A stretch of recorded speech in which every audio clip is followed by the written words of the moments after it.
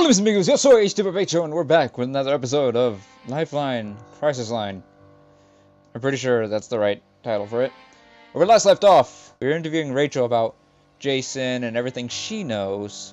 And now it's time to decide whether we should interview Sherwood, his boss, or Rod, Jason's coworker.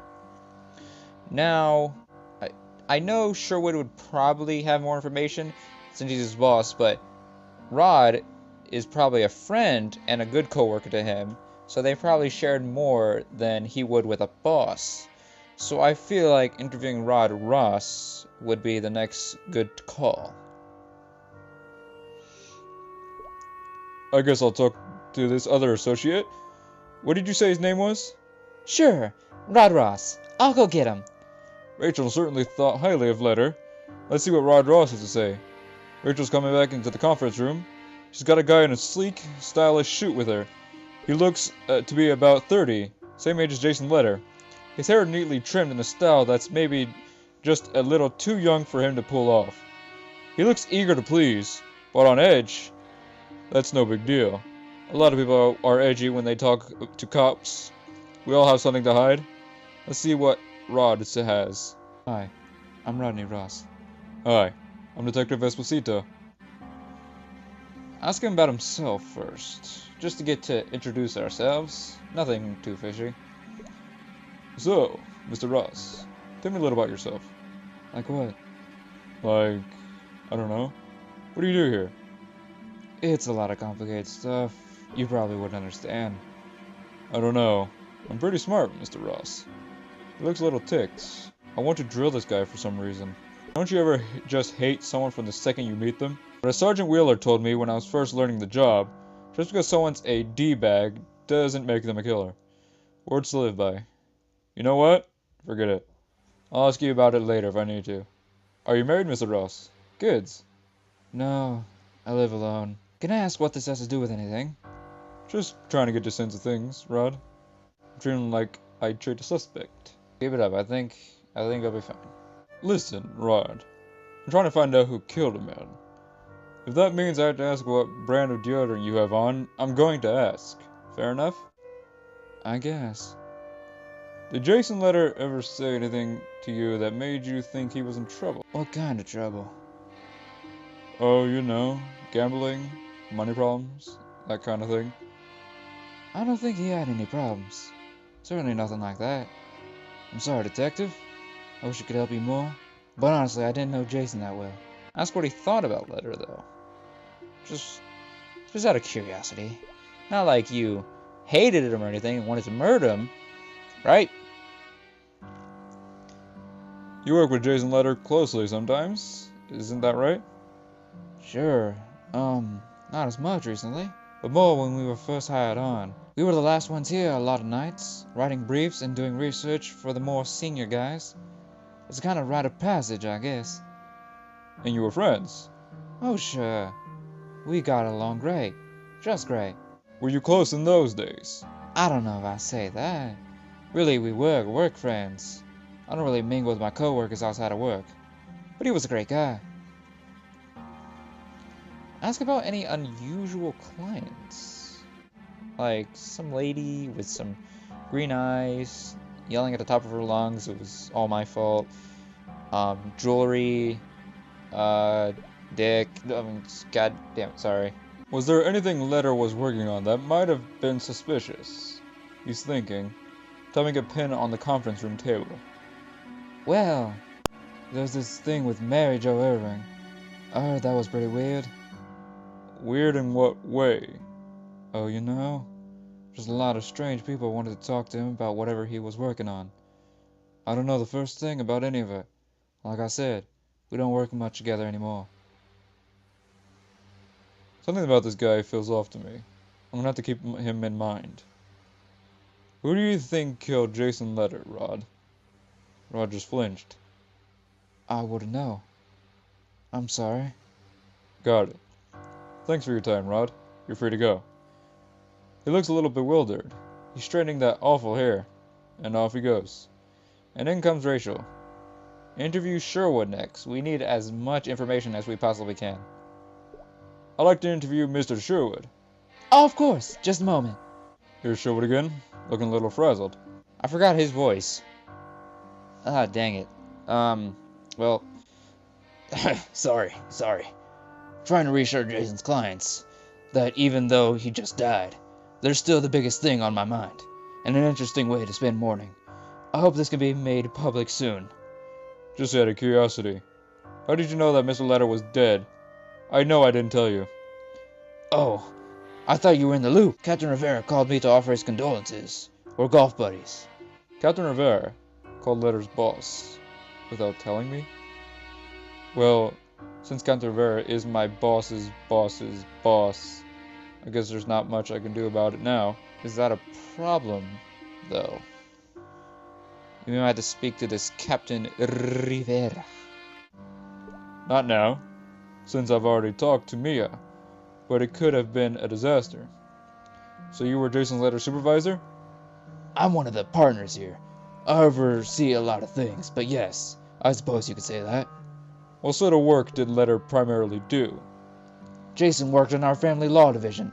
Things like estate planning, prenups, divorces, that kind of thing.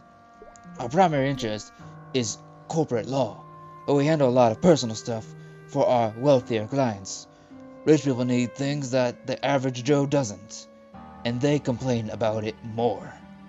It takes a special kind of lawyer to deal with rich jerks all day. I suppose it does.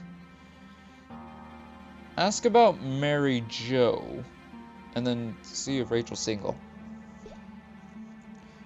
When we spoke on the phone, you suggested I look into Mary Jo Irving. I spoke with her, and she was very helpful. What made you think to point me to her? You met Mary Jo, huh? Isn't she a pistol? 70 years old, dying of cancer, but she could still drink both of us under the table. Mary Jo isn't our typical client. Her dad was a rich guy, made a bunch of money in the oil business. When he did, Mary Jo got all of his money, then spent the next 40 years squandering it on savings, the whales, and stuff like that. I bet she didn't mention that part. She didn't mention her father at all. Kids these days, am I right? Anyway, I guess now she's sick, so she wants to liquidate whatever she's got left. Miriam Horn was Daddy's attorney, but Miriam was retiring, so she put Mary Jo with Jason instead. And as soon as she got her offered up these crystal dinguses for sale, Jason started getting some weird calls. Rachel told me about that. Sure. So that's what made me think of it, that's all. Ask about Letter and Rachel. That hopefully they didn't do anything. Rachel. Jason was a handsome guy. Rachel's a pretty girl. Anything going on there? She says she's not into guys at all. There's nothing in my experience that would indicate otherwise. This office is littered with wreckage of handsome young attorneys who tried their luck with Rachel Mellick. Rachel loved Jason for sure, but like a brother. Ask what he thought of Jason. What did you think of Jason Letter? As a person or as a lawyer? Both. As a lawyer, he was very competent. He was really good at reading people. A lot of what we do is about finesse here. Jason was good at finesse. The worst thing you could say about him as an attorney was that he was a little lazy sometimes. But hey, who isn't? And as a person? Oh, everyone loved him.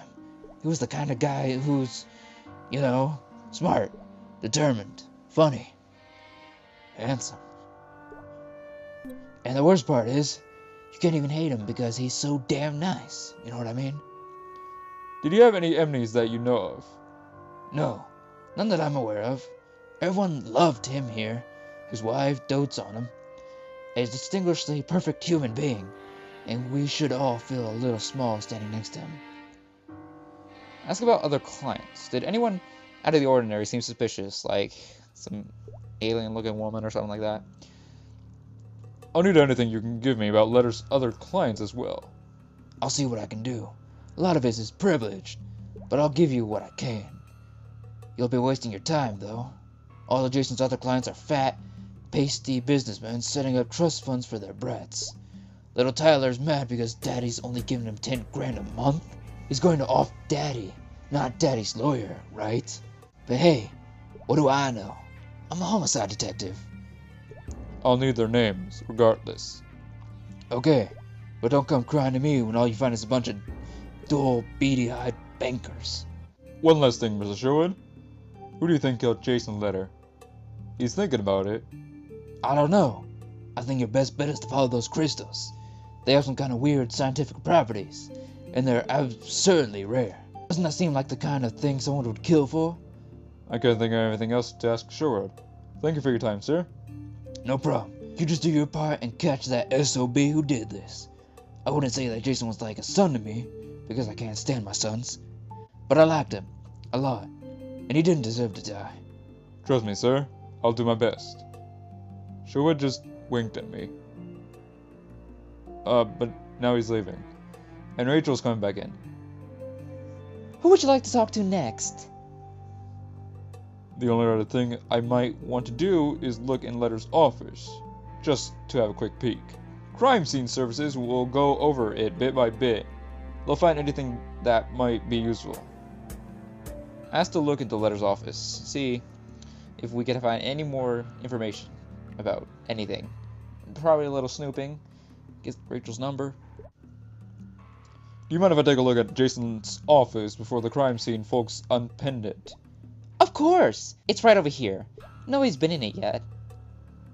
The office isn't a corner office with a floor-to-ceiling windows, but it's pretty spacious for an associate, I'd wager. Jason Letter was doing pretty well for himself. There's a big huge wooden desk, maybe teak or mahogany or some other expensive-sounding wood. There's nothing on the desk except a computer monitor, a highlighter, and a photo of Letter's wife, Mia. Beyond that, there's a credenza with file folders behind the desk, and a potted plant. And then there's the enormous reproduction of Warhol's Marilyn Deep Bitch, of course. Yeah, what is that? It's a set of 2 paintings done by Andy Warhol. Oh. Well, I guess they're not really paintings. They're just, what do you call them? Silk screens? It's just pictures of Marilyn Monroe's face repeated over and over again a bunch of times. Oh, okay. Now that makes more sense. The left one is in color and the right one is in black and white, and the one fades away to nothing. Does it mean anything? Like, is there like a secret meaning behind that? I don't know. Maybe nothing. Something about mortality, I guess? I took an art history class in college, but I admit that I didn't pay much attention. The painting is huge, isn't it? Jason paid a fortune for it. They didn't make reproductions that size. I had a special order from England. Was he a big Marilyn Monroe fan? Or a big Warhol fan? Both, actually. I think he admired how Marilyn and Warhol had come from nothing and made something of themselves. That was Jason, you know. He came from the tiny little speck of a town out of West Texas. He grew up dirt poor. Did he talk about his family much? Oh God, no. Both of his parents are dead. He just has a stepdad and a stepbrother left. And he hates both their guts. I can't think of any response to that. Maybe Jason Letter and I are more alike than I thought. Thank you for your time, Ms. Melick. I'll let you get back to your work. Of course. It's just... She's looking away, biting her lip. It'd be adorable if she wasn't so sad. Would you tell me how he died? It's really been bothering me, you know, if he suffered. Should I tell her what I know, or tell her a comforting lie? Well, she's already sad as it is, so I don't want a pretty lady to be even more upset. Just a little lie won't kill nobody. I didn't mean that because, you know what? Shut up. Shut up. I didn't mean it that way. Shut up. Shut up. I didn't mean it that way, okay? No. No, stop it. Stop. It was sudden and painless. He didn't feel a thing. Well, that's something, I guess. Thanks for telling me. Oh, God. Poor Mia. Please let me know if there's any other way I can help. Jason was a good man. He didn't deserve this. I'll do my best. I promise. Here's my card. Please call me at any time if you think of anything else. Alex. Alex. Alex. Alex, listen to me. If she ever calls you, give me the number. Give me the number. Give me the goddamn number. I just got off an elevator. While I was waiting for the doors to close, Rachel and I simply stared at each other. I wanted to say something to her, but there was nothing else to say. There was no way to ease someone's grief other than to sit with them and to let time work its magic. But I don't have any time. I have to go. So my heart just sits leaden in my chest, useless, dragging the elevator down. Hi, you feeling Rachel? Let's take a moment to check in again and see how you were doing. You're not doing a very good job so far. Your compassion rating is low. I'll continue to check in with you as you progress. Help out back again, huh? How are you managing? Could be better, apparently. I thought I would be doing fine. Well, I think you're doing okay. I mean, I don't have advanced artificial intelligence, but I feel like I muddled through somehow. Since Hellbot has taken a moment to reflect, maybe we should too. Let's see what we learned so far. We interviewed Mary Jo Irving. We notified Mia Westerman of Jason's death. We visited the office where Letter worked. We visited the crime scene. We learned that the organization called the Person Corporation appears to be involved somehow. We visited Mount Barnell and discovered where Letter fell, or was pushed. I never even would have found that crime scene if you hadn't helped me figure out what the evidence at the scene was telling us. So thanks. You are crushing this so far. We don't have any clues that point to someone definitely yet, and no suspects. So as far as I can tell, everyone loved Jason Letter. This is what we call, in cop parlance, a real wound unit. Okay? Which is making it that much harder to find the green-eyed woman. Hopefully the ME will do the autopsy on Letter soon, and we can know exactly how he died. Right now, we don't know for sure if the fall killed him, or if it was something else. The ringer off my phone, and now I have a voicemail. 1 second. It was from Dites. He says he's just got back from Jason Letter's autopsy, and he's got the results. Okay, keeping it brief. Like Cordelia suspected, Jason Letter didn't drown. There was no fluid in his lungs at all. He was already dead when he hit the water. Also, all of the cuts, abrasions, and bruises happened after he was dead, because they didn't bleed out. What killed him was a hard blow to the back of the skull that drove a piece of the bone into the medulla that word. Yeah. The murder weapon is some kind of heavy two-pronged thing, like a crescent wrench, something along those lines. So there's your autopsy report. Before I do any more work, I need to take a little time to get my head straight, and sleep a little bit. I've worked about 16 hours a day. First, I'm going to either go down to the comic book shop or hike down the Sculpture Falls, and then I'm going to eat some food and crash at home for a few hours. What do you recommend I do first? Well, I would recommend getting some nature, but you have been out and about for 16 hours. Goddamn, you need a break. You need some comics. Even though I don't know if you like comics or not. I mean, you probably do. Shut up. Comics it is. Do you want me to contact you when I get there, or would you like to rather just wait until I go back to work? I like comics. I mean, I never read any, but comics sound interesting enough. Thanks. I know it might seem a little weird, but I've been working this case for hours on end. The case, the green-eyed woman, the vanishing couple in the ravine, it's all making my brain melt. Checking out the new releases should clear my head. I'll just have to head up Lamar to Austin Brooks. I'll talk to you in... Now we are at the comic shop. What are you more into? The big two, or the indie stuff? Well, it's not really my choice. You're there, but I guess the big two, 'cause that's what I know most. Sure. I grew up on the stuff, and I still read some of it, even if it isn't the primary thing anymore. I prefer the indie stuff now. Then why did you ask me? Like I said, you're at the comic book store. I'm not. I'm just texting you. I could watch some YouTube while I text you, or watch a movie, or play a game or something while I text you. Or just listen to some music. You can read the comics. I'm not. Calm down. Calm down. Wait.